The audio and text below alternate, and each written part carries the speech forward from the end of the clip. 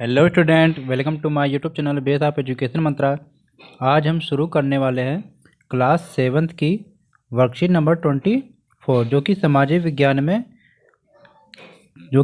विज्ञान में हमारे अतीत से संबंधित है। वीडियो शुरू करने से पहले हमारे चैनल को सब्सक्राइब करिए और इस वीडियो को लाइक और शेयर ज़रूर करना। तो चलिए हम शुरू करते हैं आज की वर्कशीट। शिक्षा निदेशालय की तरफ से दी गई वर्कशीट नंबर 24 है। क्लास 7 की ये वर्कशीट है। विषय है सामाजिक विज्ञान में इतिहास, यानी कि हमारे अतीत। सभी स्टूडेंट यहाँ पर अपना नाम लिखेंगे, यहाँ पर अपने क्लास टीचर का नाम। ये जो वर्कशीट है 21 से 12/2020 की है। इस वर्कशीट में हम क्या करने वाले हैं, मुगल साम्राज्य के बारे में पढ़ने और समझने वाले हैं। मुगल साम्राज्य। निम्नलिखित संकेतों के आधार पर मुगल बादशाह की पहचान कीजिए। यहाँ पर संकेत दिया गया है, इसके आधार पर क्या है कि मुगल बादशाह की पहचान करना है। और इसमें बताया क्या गया है, इसमें बताया यह गया है कि बेटा कि 13 वर्ष की आयु है उस बादशाह की, तो मतलब 13 वर्ष की आयु में बादशाह बना है। 16 कुल की स्थापना भी किया है। बैरम खां मेरे संरक्षक थे। मतलब कि यह कि उस बादशाह की पहचान करना है जिसके बारे में यह कथन कहा गया कि वो 13 वर्ष की उम्र में बादशाह बना था, 16 कुल की स्थापना की थी और उसके जो संरक्षक थे बैरम खां थे। तो उस बादशाह का नाम आपको यहाँ पर बताना है। तो इस बादशाह का नाम क्या था, अकबर। तो इस बादशाह का नाम था बेटा क्या, अकबर।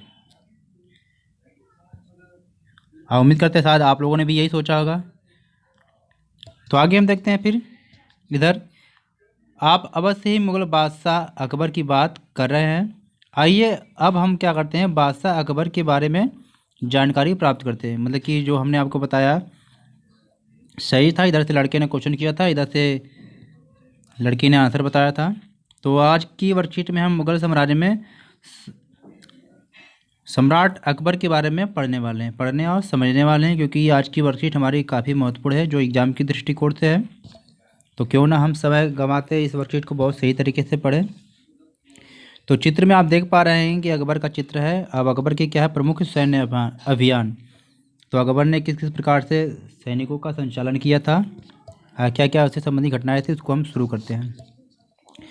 तो 1556 और 1570 के समय अकबर अपने संरक्षक बैरम खान और अपने घरेलू कर्मचारियों से स्वतंत्र हो गया। 1556 की घटना यहाँ पर दी गई है बेटा कि 1556 में क्या है कि पानीपत का द्वितीय युद्ध हुआ था। तो ये अकबर और हेमू, राजपूत राजा हेमू के बीच में हुआ था। तो इसमें अकबर क्या है, विजयी हुआ था। तो ठीक इसी तरह जान लेना ये जरूरी है कि पानीपत का एक प्रथम भी युद्ध हुआ था जो 1526 ईस्वी में हुआ था। अकबर और दिल्ली के सुल्तान इब्राहिम लोदी के बीच हुआ था। आगे हम देखते हैं। उसने सूरी और अन्य अफगानों, निकटवर्ती राज्यों मालवा और गोंडवाना तथा अपने सौतेले भाई, क्या था सौतेले भाई, मिर्जा हकीम और उज्बेकों के विद्रोह को दबाने के लिए सैन्य अभियान चलाया। मतलब कि सम्राट अकबर ने क्या किया था कि जो अफगान शासक थे और अपने जो निकटवर्ती जो राज्य हैं उनके जो राजा थे उन्होंने भी क्या है, विद्रोह कर दिया था। जैसे मालवा के, गोंडवाना के, या अकबर के सौतेले भाई मिर्जा हाकिम ने भी कुछ उज्बेक लोग होते थे उनके भी विद्रोह को दबाने के लिए अकबर ने सैन्य अभियान चलाया।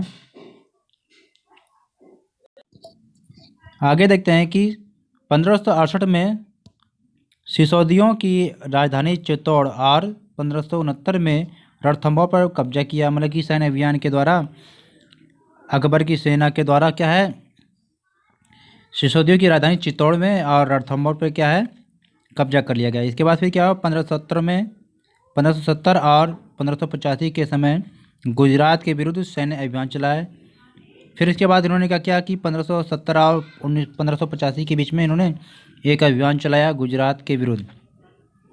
फिर आगे की घटना हम देखते हैं कि 1585 से लेकर 1605 के समय में क्या, अकबर के साम्राज्य का जो विस्तार है ये काफ़ी हो चुका था। कहाँ तक, उत्तर पश्चिम में अभियान चलाए गए थे। फिर आगे हम देखते हैं, आगे हम क्या देखते हैं कि सफ़ाविदों का हराकर कंधार पर कब्जा किया गया और कश्मीर को भी जोड़ लिया गया। मतलब इस तरह क्या है, सम्राट अकबर का लगभग प्रभुत्व क्या सभी क्षेत्रों पे होने लगा और उसको जो साम्राज्य काफ़ी फैलने लगा, कंधार तक भी पहुंच गए। फिर आगे देखा गया कि मिर्ज़ा हाकिम की मृत्यु के पश्चात क्या है, काबुल को भी क्या है उसने अपने राज्य में मिला लिया। राजा महाराजा लोग करते क्या हैं कि जब देखते थे कि जिससे साम्राज्य का कोई शासक कमज़ोर होता था तो उसके राज्य पर आक्रमण करके या चढ़ाई करके सैन्य अभियान करके उस राज्य को अपने राज्य में मिला लेते थे। तो ठीक इसी तरह काबुल पर जो मिर्ज़ा हाकिम का जो शासन था, उसकी मृत्यु के बाद क्या उन्होंने क्या कि काबुल को भी उन्होंने अपने राज्य में मिला लिया। दक्कन में अभियानों की शुरुआत हुई। दक्कन मतलब दक्षिण भारत की तरफ। बरार, खानादेश और अहमदनगर के कुछ हिस्सों को भी इन्होंने राज्य में क्या है मिला लिया। मतलब कि अकबर की जो सैन्य अभियान की जो नीति थी, जिसके कारण क्या है इससे उसके साम्राज्य का विस्तार होता गया।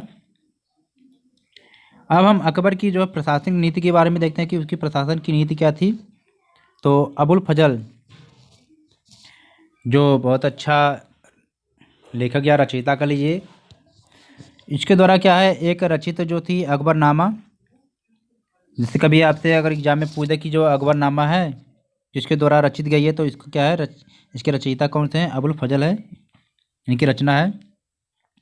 तो अकबरनामा से क्या है अकबर के प्रशासनिक संबंधी जानकारी प्राप्त होती है। मतलब कि जो अकबरनामा पुस्तक जो लिखी गई है अबुल फजल के द्वारा, तो इस पुस्तक में क्या है अकबर के प्रशासनिक व्यवस्था के बारे में जानकारी मिलती है, प्रशासनिक संबंधी जानकारी मिलती है।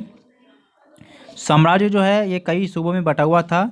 सूबों के प्रशासक जो होते थे उन्हें सूबेदार कहा जाता था। मतलब कि अकबर का जो साम्राज्य था ये कई सूबों में बटा हुआ था और जो सूबे के जो प्रशासक या उसके जो देखभाल करने वाले हैं उन्हें सूबेदार कहा जाता था, जो क्या करते थे राजनीतिक तथा सैनिक दोनों प्रकार की जिम्मेदारी निभाते थे। मतलब जो सूबेदार होते थे राजनीतिक और सैनिक दोनों प्रकार की जिम्मेदारी को निभाते थे। और क्या था, प्रत्येक प्रांत में एक वित्तीय अधिकारी होता है जो क्या है दीवान। मतलब कि जो वित्तीय अधिकारी होता था प्रत्येक प्रांत में उसे क्या कहते थे दीवान। तो इस तरह का क्वेश्चन बन जाएगा कि अकबर के साम्राज्य में वित्तीय अधिकारी को क्या कहते थे, तो दीवान आप याद रखिएगा। और आगे देखेंगे हम प्रशासन में सहायक अन्य अधिकारी भी थे, जैसे क्या बख्शी को ले लें। बख्शी किसे कहते थे, जो सैनिक वेतनाधिकारी होते थे। सदर किसे कहते थे, धार्मिक एवं धर्मार्थ किए जाने वाले कार्य का मंत्री। मतलब कि जो सदर नाम है इसके जो अंतर्गत या इसके अंडर जो था धार्मिक एवं धर्मार्थ से संबंधित जो कार्य किए जाते थे ये उसका मंत्री था। फौजदार क्या होता था, जो सेनानायक, जो सेना को नेतृत्व करने वाला सेनानायक होता था उसे फौजदार कहते थे। और कोतवाल क्या होता था, नगर का पुलिस अधिकारी, जो नगर का जो पुलिस अधिकारी होता था बड़ा उसे कोतवाल कहते थे। आज भी कहीं कहीं आप देखने को मिलता है कि देखते हैं कि ये इस क्षेत्र के कोतवाल हैं, इस क्षेत्र के।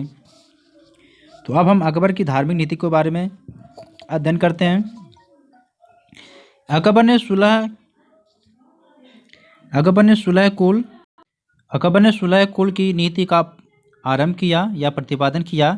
इसमें क्या कहा गया था कि सहिष्णुता मतलब सहनशीलता की यह धारणा अपने अनुयायी मतलब जो इसके मानने वाले हैं के मध्य भेदभाव नहीं करती है। इसका जो केंद्र बिंदु थी नीति शास्त्र की एक व्यवस्था जो सर्वत्र लागू की जा सकती थी, जिसमें केवल सच्चाई हो, न्याय हो और शांति पर बल था। मतलब कि अकबर की जो धार्मिक नीति थी वो सभी के लिए एक समान थी। अब आइए हम क्रियाकलाप को करते हैं। क्या है क्रियाकलाप, तो आपको करना क्या है, अपने अध्यापक और अपने घर में परिवार के लोगों से अकबरनामा की जो है अकबरनामा या उसके जो जिल्दों हैं इसके विषय में आपको क्या है जानकारी एकत्रित करनी है। इसके बाद हम चलते हैं नीचे दिए गए क्वेश्चन जो है इसको हल करने की कोशिश करते हैं। तो पहला प्रश्न हमारा क्या है, अकबर की धार्मिक नीति की विशेषताएं बताइए। तो अकबर की जो धार्मिक नीति है आपको यहाँ पर दिया गया है, तो इसे क्या है आप अपनी कॉपी में नोट कर लीजिएगा। ये क्वेश्चन नंबर 1 का आंसर है। दूसरा क्वेश्चन हमारा है अकबर के प्रशासन की विशेषता बताइए। अकबर की जो प्रशासन थी उसकी विशेषता थी, तो उसकी विशेषता आपको यहाँ से मिल जाएगा। तो यहाँ पर या तो आप बेटा ऐसे कर लीजिए कि यहाँ से पूरा लिख लीजिए यहाँ से, क्योंकि आपको ये भी पता चल जाएगा कि अकबर की जो प्रशासन की जो व्यवस्था थी ये किस पुस्तक में आपको देखने को मिलता है। तो इस सेकंड क्वेश्चन का आंसर आपको यहाँ से यहाँ तक लिख लीजिएगा। फिर आपको अगले क्वेश्चन में करना क्या है, अगले क्वेश्चन में आपको करना है, बस आपके बेटा 2 ही क्वेश्चन था। तो आई होप आपने इस वर्कशीट को क्या है बहुत अच्छी तरीके से समझा होगा। और ये जो महत्वपूर्ण घटना है इसे आप याद कर लीजिए, एग्जाम के दृष्टिकोण से भी है, आपके नॉलेज के दृष्टिकोण से भी है। तो आई होप जो हमारे चैनल पर अगर नए हैं, सब्सक्राइब नहीं किए हैं, तो चैनल को सब्सक्राइब करिएगा। इस वीडियो को ज़्यादा से ज़्यादा अपने दोस्तों और अपने ग्रुप के साथ शेयर करिएगा और वीडियो को लाइक करिए। Okay, take care, goodbye, घर पर रहिए, स्वस्थ रहिए।